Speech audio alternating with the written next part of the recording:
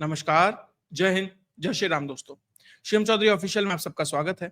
आगे बढ़ने से पहले आप सबसे रिक्वेस्ट है, वीडियो को लाइक कीजिए, चैनल को सब्सक्राइब कीजिए और शेयर करना मत भूलिएगा। आज भारत में कई तरह के नैरेटिव चल रहे हैं पाकिस्तान को लेकर। हर कोई अपने हिस्से की बात रख रहा है। छोटे से छोटे इन्फ्लुएंसर से लेकर बड़े से बड़ा मीडिया सेलिब्रिटी हो, छोटे से छोटा यूट्यूब चैनल हो या फिर बड़े से बड़ा मेन स्ट्रीम न्यूज चैनल हो, हर कोई अपने हिस्से की बात रख रहा है। कोई सरकार के साथ खड़ा है, कोई सरकार से सवाल पूछ रहा है और कोई पाकिस्तान के ही नैरेटिव को भारत के अंदर आगे बढ़ा रहा है और किस तरीके से भारत के नैरेटिव को कमजोर कर रहा है। बात उसी पर होगी, लेकिन उससे पहले एक बड़ी खबर, जब ये वीडियो करने जा रहा था तो एक बड़ी खबर दिल्ली से आई, लगा साझा करना बहुत जरूरी है। दरअसल दिल्ली किस तरह के टाइम बॉम्ब के ऊपर बैठा हुआ है, इस स्थिति में जहां भारत लगभग युद्ध जैसी स्थिति में आ गया है और उस मुहाने पर खड़ा है, और उस दौरान दिल्ली एक टाइम बॉम्ब पर बैठा हुआ है। जो इंटेलिजेंस ब्यूरो है उसकी एक रिपोर्ट है कि फिलहाल दिल्ली के अंदर लगभग 5,000 पाकिस्तानी रह रहे हैं। कुछ वैलिड डॉक्यूमेंट के साथ होंगे, कुछ अवैध तरीके से वहां होंगे। कोई नेपाल से आया होगा, कोई बांग्लादेश से आया होगा, कोई किसी और रास्ते से आया होगा, कोई वैलिड डॉक्यूमेंट लेकर वाघा अटारी बॉर्डर से आया होगा। इनमें वो बहुत सारी महिलाएं होंगी जो हैं भारतीय, शादी करी है पाकिस्तान में, अभी भी पाकिस्तान की नागरिकता नहीं ली। क्यों नहीं ली भैया? ये सवाल तो निश्चित तौर से उनसे पूछा जाएगा। ऐसे लोग हैं दिल्ली के अंदर आज के समय 5,000, ज्यादा भी हो सकते हैं। अभी तक 5,000 की रिपोर्ट है, ये स्थिति है। और वो दिल्ली जो हाईली सेंसिटिव जोन है, जो भारत का पावर सेंटर है, जहां भारत की न्यूक्लियर कमांड है, जहां बड़े से बड़े एयरपोर्ट हैं, बड़े से बड़ा सिविलियन और मिलिट्री इंफ्रास्ट्रक्चर है, एयर डिफेंस सिस्टम है, क्या नहीं है दिल्ली के अंदर? भारत की राजधानी है दिल्ली। 5,000 आदमी, सोचिए कितने इसमें स्लीपर सेल हो सकते हैं, कितने लोगों के संपर्क होंगे। कौन शाहीन बाग जैसी स्थिति क्रिएट कर सकता है? कौन जब चाहे स्लीपर सेल को एक्टिवेट किया? हमने मुर्शिदाबाद में देखा, वहां पर क्या हो गया। हमने जयपुर में देखा, वहां पर क्या हो गया। किस तरीके से गुजरात के अंदर हजारों लोग निकल रहे हैं, उत्तर प्रदेश के अंदर निकल रहे हैं। कौन सा ऐसा राज्य नहीं है जहां पाकिस्तानी नहीं निकल रहे हैं? बांग्लादेशी तो छोड़ दो, तो करोड़ों की संख्या में है। उन्हें तो शायद कभी पूर्ण रूप से निकालना ही असंभव है। हाँ, आपको ये सुनने में आ जाएगा 100 वहां पकड़ लिए, 200 वहां पकड़ लिए, 50 वहां पकड़ लिए, हो जाएगा। लेकिन 5 करोड़, 3 करोड़, 4 करोड़ जो भी आंकड़ा है, उन्हें तो नहीं निकाला जा सकता। आप सोचिए, जो पाकिस्तान जहां फेंसिंग है, सब कुछ है और सबसे ज्यादा नजर जिस पे रहती है, इतने लोग उसके भारत के अंदर हैं। ये भारत की स्थिति है। इसीलिए समय लिया जा रहा है कि कहीं ये स्लीपर सेल्स एक्टिवेट ना हो जाए। आप सोचिए, इंटेलिजेंस जो हमारी एजेंसीज होंगी किस तरीके से दिन रात काम कर रही होंगी कि जब कुछ हो, जब मोदी जी ने कहा है ना ऐसा जवाब दिया जाएगा, मान लीजिए जब जवाब दिया जाएगा, कब दिया जाएगा नहीं पता, तो ये लोग भारत के अंदर एक कम्युनल टेंशन ना क्रिएट कर दे। दरअसल मैं मुर्शिदाबाद को, जो ये पहलगाम हुआ है, उसे मुर्शिदाबाद का एक्सटेंशन मानता हूं। मुर्शिदाबाद में घटना घटित होती है, उसके बाद धीरे धीरे अलग अलग जगह कम्युनल टेंशन होती है, और जानबूझकर पहलगाम में इस तरीके से किया जाता है कि इससे कम्युनल टेंशन हो और उसका इस्तेमाल किया जा सके। ये किया जा रहा है और इसमें इन जैसे 5,000 पाकिस्तानियों का रोल निश्चित तौर पर होगा। अब 5,000 ही स्लीपर सेल है, 100 है, 200 है, 50 है, नहीं पता। और 5,000 चिन्हित कर लिए गए, कितने तो इधर उधर हो गए होंगे, क्योंकि राष्ट्रीय राजधानी क्षेत्र है, जो आईबी है वो ज्यादा मुस्तैदी के साथ काम करती है, ज्यादा रिसोर्सेज होते हैं उसके पास। कोई बांग्लादेश, कोई पश्चिम बंगाल भाग गया होगा, तमिलनाडु, केरला, कहीं बिहार, सीमांचल में भाग गया होगा, कहां पर पकड़ लेंगे आप? सोचिए किस टाइम बॉम्ब, किस स्थिति में आज के समय में दिल्ली बैठी हुई है। और इस दौरान देखिए, सेना क्या काम करेगी वो उसका काम है, सरकार क्या काम कर रही है वो उसका काम है, लेकिन इस दौरान सबसे ज्यादा महत्वपूर्ण क्या है? नैरेटिव को कंट्रोल करना। भारत के आम जनमानस में सरकार के प्रति विश्वास बना रहे, यह बहुत जरूरी है। अब सरकार भी एक्शन लेती दिखाई दे रही है। जिस तरीके से जो मीडिया चैनल्स हैं, जो पाकिस्तानी प्रोपेगेंडा मीडिया चैनल है, भारत में किस तरीके से वो काम कर रहे हैं, अपने नैरेटिव को ले जा पा रहे हैं। जो आईएसपीआर काम करती है ना, पाकिस्तान की एक एजेंसी है, मिलिट्री जो एस्टेब्लिशमेंट है, उसका एक हिस्सा है आईएसपीआर। उसका सिर्फ एक काम है, हजारों बैठाए हुए हैं उसने। कोई यूट्यूब पे वीडियो बना रहा है, कोई ट्विटर पे अकाउंट चला रहा है, कोई फेसबुक पे है, इंस्टाग्राम पे है, व्हाट्सएप पर है, सब लगे हुए हैं। कोई हनी ट्रैप करने में भारतीय लोगों को फंसा रहा है। हर कुछ वहां पर चल रहा है। एक तरीके से बड़ी आईटी मंडी है वो, और हर कोई अपने हिस्से काम कर। और जो बड़े बड़े आप यूट्यूबर्स देखते हैं ना पाकिस्तान के, आप नाम लिख के बताइएगा कमेंट में कौन कौन है। सारे के सारे आईएसपीआर के पेरोल पे काम करते हैं। पाकिस्तान में बैठकर, पाकिस्तान की राजधानी में बैठकर पाकिस्तान को गाली दे सकते हैं क्या? वो वहां की मिलिट्री को गाली दे सकते हैं क्या? वो देते हैं दिन रात, और वीडियो चलती है, लाखों लाखों भारत के लोग देखते हैं। वहां के न्यूज चैनल किस तरीके से प्रोपेगेंडा चला रहे हैं कि भारत पानी नहीं रोक सकता, हम भारत पे एटमी हमला कर देंगे और भारत ये हो जाएगा वो हो जाएगा। तो उसी को रोकने के लिए सरकार ने जितने भी main stream Pakistani news channels हैं, उनके सोशल मीडिया हैंडल्स को भारत के अंदर ब्लैक कर दिया, ब्लैकलिस्ट कर दिया। बहुत जरूरी है, होना चाहिए था, लेट है, होना चाहिए। और जितने ये यूट्यूबर्स बैठे हैं ना, और भारत में जो जो लोग अपने चैनल पे इन यूट्यूबर्स को बुलाते हैं, उन सबको भी बैन करना चाहिए कि उनकी आवाज किसी भी तरीके से यहां नहीं पहुंचनी चाहिए। उनकी सिर्फ एक आवाज आनी चाहिए, जब वो चिल्लाएं, सिर्फ वो भारत में आना चाहिए। और ये बहुत जरूरी स्टेप है जो भारत सरकार की तरफ से लिया गया है। और आपकी भी जिम्मेदारी है, चिन्हित कीजिए ऐसे अकाउंट्स, उन्हें रिपोर्ट कीजिए, क्योंकि नैरेटिव बहुत जरूरी है। दरअसल हो क्या गया है ना, ये तो अपना काम कर ही रहे हैं, ये अपना जो जो कर रहे हैं वो इनकी बात है, लेकिन भारत में एक नया नैरेटिव क्रिएट हो गया, और इसमें भारत के मीडिया का भी एक बड़ा रोल है। क्या है वो नैरेटिव? ये नैरेटिव बना दिया है Pakistan versus Bharatiya Janata party. Narrative ये बनाया जा रहा है कि देखिए, पाकिस्तान ने एक घटना घटित की, ये इसलिए हुई क्योंकि भारतीय जनता पार्टी की एक पर्टिकुलर तरह की अपीजमेंट पॉलिटिक्स भारत के अंदर चल रही है। क्योंकि भारतीय जनता पार्टी के जो नेता हैं वो मुसलमानों के खिलाफ बोलते हैं, कोई कह रहा है कि वो जय श्री राम बुलवाते हैं, कोई कुछ कह रहा है, कोई कुछ कह रहा है। तो कि किस तरीके से ये भारत वर्सेस पाकिस्तान नहीं है, ये लड़ाई भारत की लड़ाई नहीं है, ये लड़ाई तो बीजेपी की लड़ाई है जी पाकिस्तान से, आप पीछे हट जाओ। ये पूरा का पूरा नैरेटिव आज के समय में क्रिएट किया जा रहा है। कौन कर रहा है ये नैरेटिव क्रिएट? कि लड़ाई भारत की नहीं है, पाकिस्तान। भैया, जो 26 लोग मारे, कोई बंगाल का था, कोई तमिलनाडु का था, कोई कहीं का था, आपको पता है कि भारतीय जनता पार्टी को वोट देते थे क्या नहीं देते? हो सकता है कि जो पश्चिम बंगाल में मरा हो टीएमसी का वोटर हो, जो हरियाणा में मरा हो कांग्रेस का वोटर हो, जो तमिलनाडु में मरा है वो डीएमके का वोटर हो। लेकिन नैरेटिव क्या क्रिएट कर दिया? नहीं जी, बीजेपी ने करवाया है जी, बीजेपी की गलती है, बीजेपी की इंटेलिजेंस फेलियर है, बीजेपी की लड़ाई है, बीजेपी वाले ही लड़ेंगे। ये स्थिति है। और इसमें सबसे अग्रणी भूमिका कौन निभा रहे हैं? जो बड़े बड़े एंकर हैं, बड़े बड़े यूट्यूब चैनल लेके बैठे हैं, बड़े बड़े चैनलों से निकाल दिए गए हैं। रवीश कुमार क्या बोल रहा है? रवीश कुमार कि देखिए, गोदी मीडिया किस तरीके से बोल रही है कि छह नदी का पानी कैसे रोक दिया जाएगा, कि गोदी मीडिया कह रही है पानी रोक दिया, पानी रोक दिया। वो पूछ रहा है कि छह नदियों का पानी कैसे रोक देंगे? कौन रोक सकता है? मंत्री रोकेगा या प्रकृति रोकेगी? इस तरीके से सवाल पूछ रहा है। साहब, जाके देखना झेलम में क्या हो गया, चिनाब का जाके देख वाटर लेवल क्या हो गया। 2.5 वीडियो बनाई है तुमने उस दिन से, उसमें भी पहली वीडियो में सवाल पूछ लिया सरकार से, पूछो, कोई दिक्कत नहीं है। इंटेलिजेंस फेलियर है, बिल्कुल सरकार से कहो, लेकिन इसे नैरेटिव बीजेपी वर्सेस पाकिस्तान बना दोगे, फिर तो लड़ाई कमजोर होगी ना। कहां से कमजोरी आती है मैं सिर्फ इशारा कर सकता हूं, बाकी जनता समझदार है। और क्या कह रहा है कि देखिए, गोदी मीडिया न्यूज दिखा रही है, और जो हाउसिंग सोसाइटी में अंकल जी रहते हैं ना, वो नहाना वाना छोड़कर ये देख रहे हैं कि पाकिस्तान कैसे प्यासा मरेगा। और मोदी ने देखो पाकिस्तान पानी को हथियार बना दिया है। तो पूरे के पूरे नैरेटिव को यहां पर लाकर खड़ा कर दिया कि इंटेलिजेंस फेलियर है, अमित शाह की गलती है, और ये जो लड़ाई है ये मोदी की लड़ाई है, ये भारत की लड़ाई नहीं है जी। निश्चित तौर पर इंटेलिजेंस फेलियर है, मैं किसी को कवर नहीं दे रहा। जो भी जिम्मेदार है इसके लिए चिन्हित करिए, सजा दीजिए, क्योंकि ये जिम्मेदारी थी उनकी। वो स्टेट गवर्नमेंट के अंदर हो, वो सेंट्रल गवर्नमेंट के अंदर हो, कोई लिपापोती नहीं होनी चाहिए, और वो सार्वजनिक हो नाम। लेकिन किस तरीके से? अब आप बाहर जाओगे, किसी आम आदमी से मिलोगे, क्योंकि इनकी रीच इतनी है, यूट्यूब इन्हें प्रमोट करता है, तो भैया आम आदमी से पूछोगे तो देखो, मोदी ने कोई एक्शन लिया? अब हर कोई ये बता रहा है, जो बड़े से बड़ा एनालिस्ट है, जो इस पूरे के पूरे सिनेरियो को समझता है, वो खुद बता रहा है कि परमाणु बम से बड़ा हमला है ये।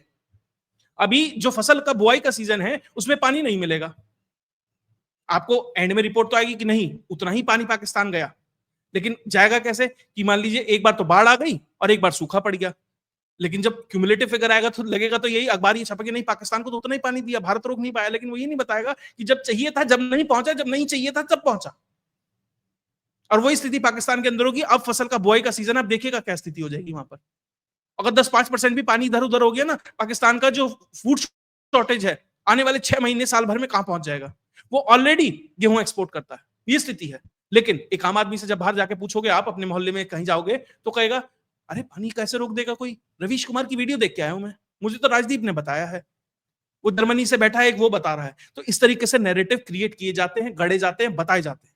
उसके बाद राजदीप सरदेसाई खुद तो कुछ नहीं बोल पाया, खुद कैसे सवाल पूछ लेगा, नौकरी से हाथ धोना पड़ेगा, वैसी आज तक की ऐसी तैसी हुई है, अरुणपुरी उठा के बाहर फेंक देगा। तो उसने अपनी पत्नी को कहा, 5 सवाल लिखे, 5 सवाल पूछो सरकार से। ठीक है, पूछिए, कोई दिक्कत नहीं है, लेकिन कम से कम अपने दम पर तो पूछिए।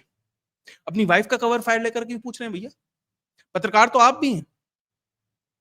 अब वीडियो जारी कर रहा है, अरे अमन की आशा होती थी, बड़ी उम्मीद थी, सारी उम्मीदें खो चुके हैं। ये लोग हैं, ये वो लोग हैं जो प्रधानमंत्री की प्लेन में बैठकर अय्याशी करते थे, क्योंकि इन सब पत्रकारों को ही तो ले जाया जाता था। अब वो बंद हो गया। जो इनकी पत्रकारिता चलती थी, सरकार के अंदर से सोर्स आते थे डायरेक्ट, वो बंद हो गए।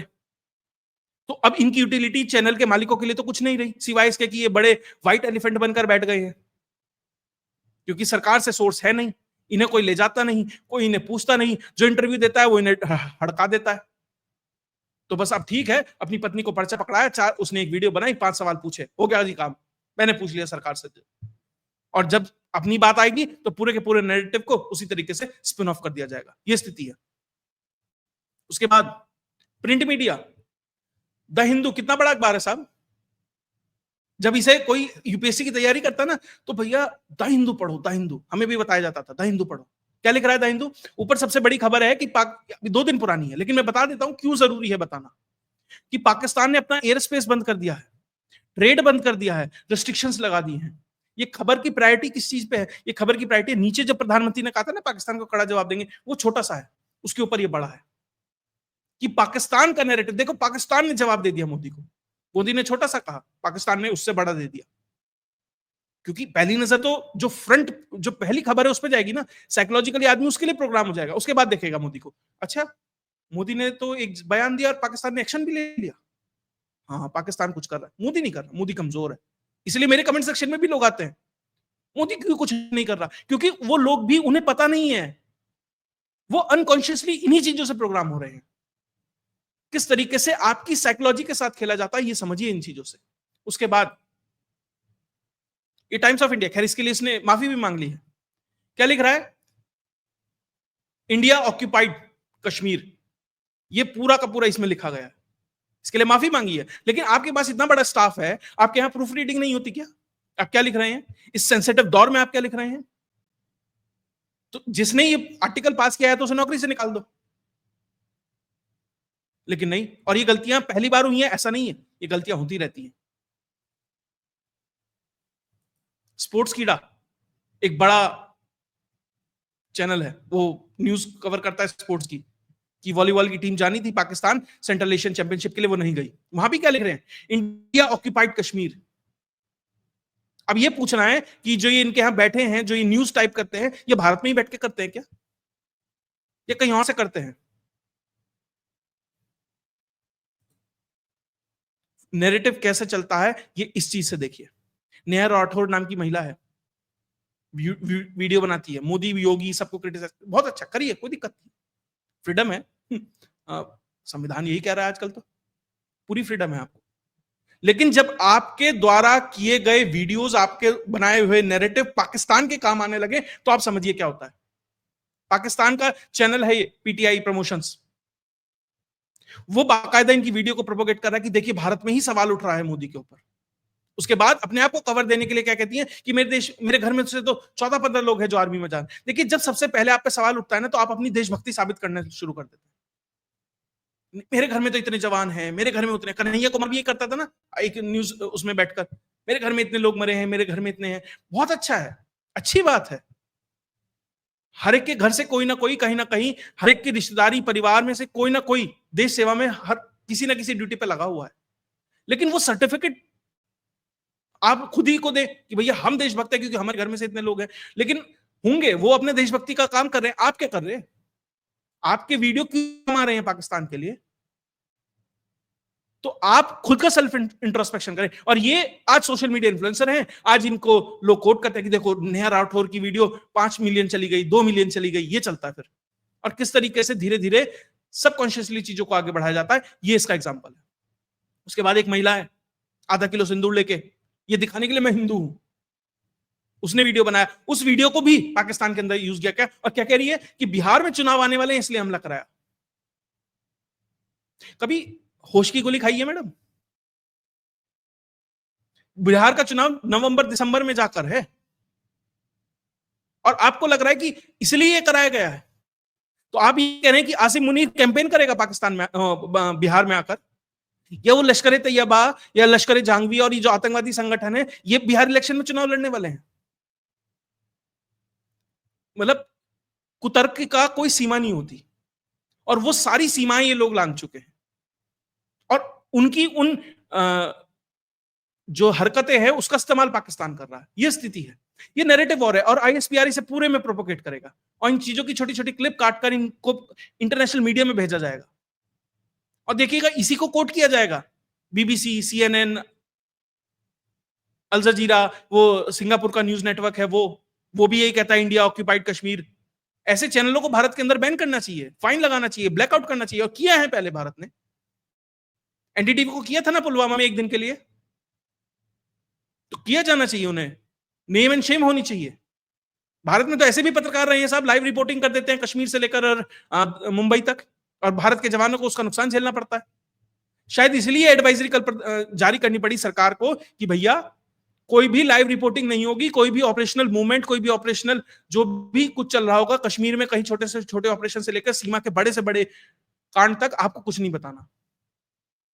अरे वो जो आतंकवादी है ना, वो लेके खड़ी हो गई थी एक फला कमरा नंबर, मुझे पता लगा है कि फला फ्लोर नंबर के फला कमरा नंबर में वहां है, वहां लोग बैठे हुए हैं। और फिर देखिए क्या हो रहा था, किस तरीके से जाकर कारगिल के अंदर 3 जवान शहीद हो गए थे रिपोर्टिंग के कारण।